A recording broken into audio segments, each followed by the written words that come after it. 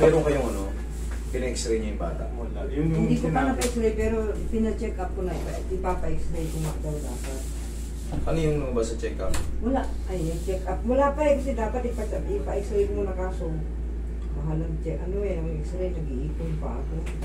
X-ray 500 lang? Hindi. Yung x-ray nga, ano eh. Ano ba yun? 700 na 1,000 na yung pinakamataas. Baka yung ano nyo, ang gagawin nyo, MRI. Paano MRI? Ano? Ayan yung mga x-ray sa ano. Hindi ko pa na pa-x-ray. Ito. Ito pina-compute ko. 2999. Maraming murang x-ray na. Kaya nga, ayan o. Ito naman kasi, yung ganito, katulad yan, 13 siya. Lalaki pa to. Sumasakit mga balikod mo, nangangawit ka na ba? Konting na Konting nangangawit yan. Yung ganitong pakiramdam, sa mga ano, normal lang yan sa mga ano, normal lang yan sa mga may scoliosis kasi dumarating ang taon talaga ng tao na lumalaki. Katulad yan, 13 siya. Kita yung tumatangkad na siya. Kumakapal din yung ano, kumakapal din yung mga vertebrae natin, kumakapal yung mga buto natin sa loob. Mangyayari kaya habang lumalaki siya, lalo siya makakaramdam ng mga mabilis na pagngawit, pagkirot-kirot ng mga sa likod. Kasi makukompress na to. Hindi katulad ng bata. Ang bata kasi, kahit ganun-ganun din mo yung katawan, yan may paa, aabot yan dito eh, pag bata ka pa. Pag umiidad na tayo, tumitigas na. Tumitigas na. Yan, unti-unti na yan may ibig. Kaya ko kayo hinahanapan ng x-ray para malaman natin kung ilan yung angle code, yung degrees angle code. Malalaman natin kung 20 degrees siya, 10 degrees, gano'n. Tapos pinatreatment nyo siya, doon natin malalaman kung mababawasan. Ngayon, pag walang x-ray, hindi natin malaman. Ano siya? Magiginawaan na siya. Kumbaga, siyempre, aalayin ko yung likod niya. Maganda sa pakiramdam niya kasi marirelease yung mga ano niya, compression niya eh. Siyempre, kita nyo, iba dati, ganito lang siya. Kung 7 siya, 8. Hanggang sa 30 na siya ngayon, tangkad na niya. Siyempre, lalaki pa yan. Lalaki pa yan, 13. Kada taon, lumalaki yan. Hanggang 21 ang paglaki ng lalaki. Puso ko to, konti. Anong payat-payat niya? Nakakapayat ba yung ganyan? Ang payat mo, pumayat lang nakakapayat. May nangyayari talaga yun kasi nga may nakukompress na no. May nakukompress na mga nerve, may mga na, kaya hindi makatuloy-tuloy yung mga paglaki ng ano niyan. Pero pahaba naman siya. Pahaba. Mas maganda na yun. Kasi mas maganda payat talaga may scoliosis. Yung sakto lang, balikinita ng katawan. Kasi pag mataba ka, tapos may scoliosis ka, mas aggressive yung pagkapirat ng ano. Kumbaga, mas mabilis. Tapos, once na tumalong ka, mas easy to compress yung nakaganitong spine mo. Kaya mas maganda, lightweight ka talaga. Kaya, okay naman siya. Okay ka naman, nakakahinga ka naman. Hindi ka naman nahihirapan huminga. Ang hindi maganda kasi sa mga scoliosis, yung iba, yung ribs na kaganon. Yun nga, pagkatapos ko mamaya, balang araw eh, pagkabong dumating. Madadagdagan pa yan pag hindi talaga na-treat. Alam niyo kung bakit? Kasi, di ba yan, kaganito. Sabi, wala kasi tayong ano, x-ray, hindi natin makita eh. Mahirap i-explain sa inyo kung kakapayin ko lang. Sabihin natin nakaganito. Habang lumalaki siya, siyempre lumulundo yan. Siyempre. Tapos, ang bata kasi, diyan siya lumaki, sasanayin niya yan kahit pagka yan, magmanood ng TV, nakaganon yan, cellphone, o kaya nakaganon sa cellphone. Palagi kong inarin eh. Nakatagilid. Pag-upo, gapo, breast out Oo. ka. Hindi yan sila nakaganyan. Kasi sanayan sila na, depende kung pakanan sila ano. Cellphone yan, nakaganon. Komportable sila sa ganon. Kasi yun na yung kinalakyan. Pero yan, pag na-align, kahit pa paano, nahatak or na... Maibabalik yung ano. Hindi na po ito mababalik. Ganito po ang explanation yan. Baka mag-expect kayo na ano, para hindi kayo mag-false hope. Kunyari, 10 degrees siya. Example ng 10 degrees. Mababawasan lang ng mga 3 or 4 degrees yun. Ganun lang po yun. Pero mamimaintain na yun ng maaawat na yun pag pinapatreatment nyo. Kasi yan, kunyari, 10 degrees siya. Hindi nyo pinapansin. Lumalaki siya, 13 po. Eh, ang haba pa ng 13, 14, 15, 16, 17. Sa ilog ng taon yun, yung 10 na yun, magiging doble yan. Madodoble yan pag hindi na-treat. Yun po ang ano, consequences nun. Okay? Anong treat na dapat gawin? Ito, ganito. Alignment, bone alignment. Kaya maraming lumabas ng mga ano. Pero ang pinaka-common na nag-a-align dito, chiropractic, yung mga nagpapalagutok ng bago. Pero hindi ako chiropractic. Part lang ng method tong sa akin. Pero, almost the same. Dinagdagan ko pa ng mga ano, massage para komportable yung mga muscle nyo pagka na-bone setting kayo.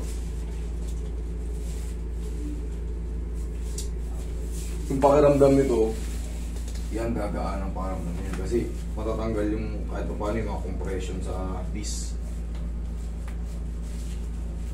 Ano rin yan, gagandalin yung katawan yan pag nagbinata. 13 pa lang to eh. Buti nga tumatangkad siya. Paano yung pag binata siya? Pagka hindi nyo bin-raise, kailangan talaga to habang tinitreat. Bibili kayo ng brace. Kasi yung brace na yun, pag sinuot niya yun, hindi siya makakaganon, tutukod yun dito. Kaya maihilang siya. Kaya ganunin niya. Tatanggalin niya lang yun pag maliligo siya. Yun talaga ang ano eh, kung gusto nyo hindi lumala yung bata, adjust, brace, adjust, maintain ang brace, adjust. Ay, lifetime yun na. Hindi. Hindi naman. Pagtapos ng 21 niya, wala na. Kasi tapos na yung paglaki. Doon lang, pero kahit 20, tapos na eh, minsan eh. Depende kung nag-aano siya, yung tawag ko, yung supplement na ano, ay yung ano. Yung iniinom ng pampatangkad, sinasagad talaga yung tayo. Okay naman tangkad itong bata oh. Tatangkad ba to? Sabi ko, baka pa ako mapila yan. Hindi naman nakakapila. Ang magiging problema ng mga ganitong mga scoliosis, sa breathing, ihaya ka rin. Oy, ihaya ka. Ang magiging problema ng mga ano, higa lang. Tanggalin yung slippers mo na. Ang mga magiging problema na naman yung mga scoliosis sa breathing, sa hininga, tapos sa, yun nga, yung mabilis na pagsakit ng ano, kunyari, lima tayo, nagbuhat tayo ng mga bagay, taglilima rin tayo. Tayo, good pa, siya, dalawa pa lang, tatlo. Iinda na ng kirot yan. Puso ka pa konti pa eh. Taas. Yan. Kaya na nagsisimula ng ano, mas mahaba na itong kaliwa.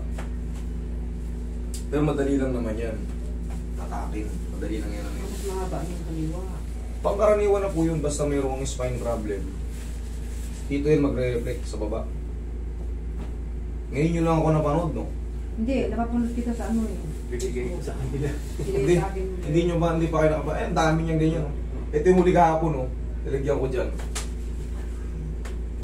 Ngayon, wala kasi ginda lang ano eh.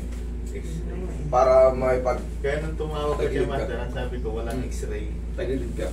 Okay lang naman na wala x-ray. Iti-treat ko pa rin. Pero syempre, mas pabor sa inyo yung may x-ray. Para malaman nyo kung nagbago ba. Maririnig nyo lang yan, na-adjust. Lumalagot-unog-utok. Pero syempre, mas maganda yung may pagkukumparahan tayo before and after. Relax lang.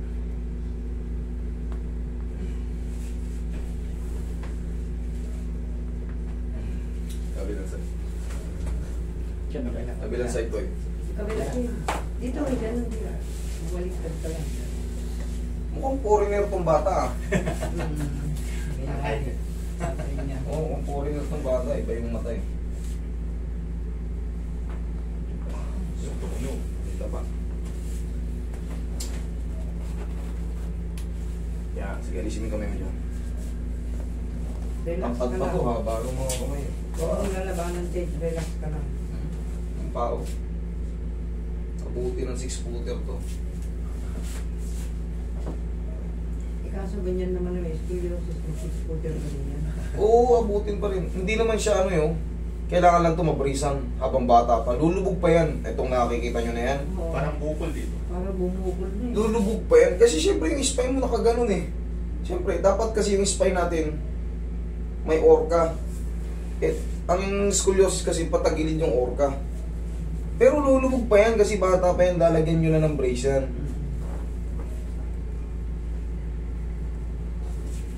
Pati pag tumayo, nakaganyan na parang ano na. Pag may ano yan, yung kinakabit na brace, palagi nakaganon yan. Kasi may matigas yun sa likod. Hindi siya pwedeng gumanong ganon, tutukod naman sa tagiliran. Sa una lang talaga may ilang ka para ka lang nagpustiso, yung may mga magbibrace. Sa una, ganun ka lang ganun, di ka makakaya na maayos. Kasi may sumasabit sa ngalang-ngalang mo. Pero pag mga 1 linggo na 2 linggo, komportable ka nang kumain. Yung brace na mag-range ng 3 to 5,000.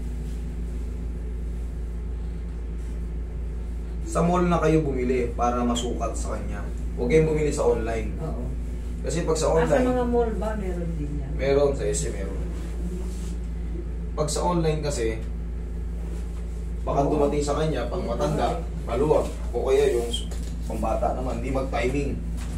Kasi pag Lahat, pati pag-upo niya, sabi ko, ganyan mo, huwag sana, minsan nakaganyan. matangkad ka pero utoy-utoy pa yan. Pero pag laki 15, 16, 17, yan na yung talaga mag-develop na lahat ng adolescence ng bata. Last one. Yan, ganyan. Diba? Tuyo pa talaga.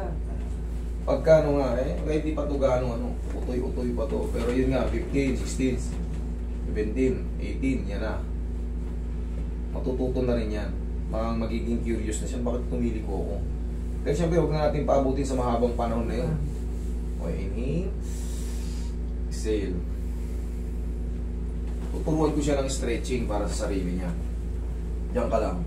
Ngayon kasi medyo pa to kumbaga, laro pa nito. Hindi pa yan kasi hindi pa naman talaga siya totally banata. Malaki lang, matangkad lang. Ang stretching mo to, yung ganyan pag nakahiga ka sa kama, lumuhod ka sa kama, tapos yan. 1, 2, 3. Magbilang ka lang 1, 2, 3, tapos ganito. 1, 2, 3. Yan lang, 2 ulit lang. Para mabanat yung likod mo. Para hindi sanay nang nakatupi. Ini-stretch yan. Yung ibang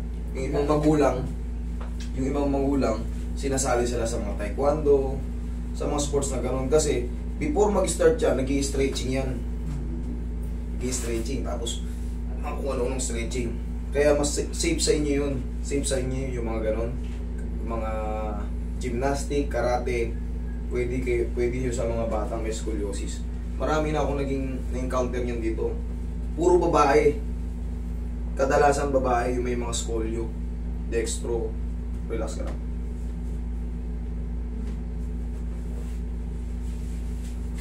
Pero sinasali nila na ini-enroll nila sa Okay, tama naman. Ngayon, black belt na. Yung iba.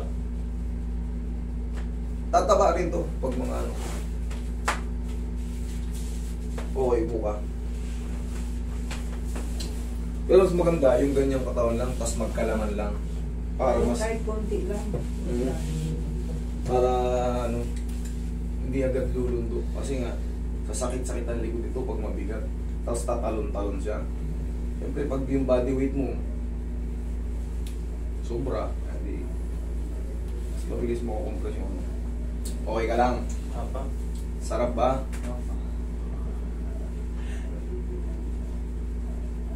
Natandaan mo yung tinuro na yan. Oo, gano'n lang. Pagkagising mo sa umaga. Klase na yun. Oo, magising sa umaga. Mahalaga yun, mabibinat yung likod niya. Hindi siya mababalit. Kumbaga, hindi siya magkakaroon siya ng activity. Gano'n din naman ituturo sa mga formal stretching. Kahit yung mga ganun-ganun lang, pag-inat-inat na ng paa, kaliwat kanan. Okay?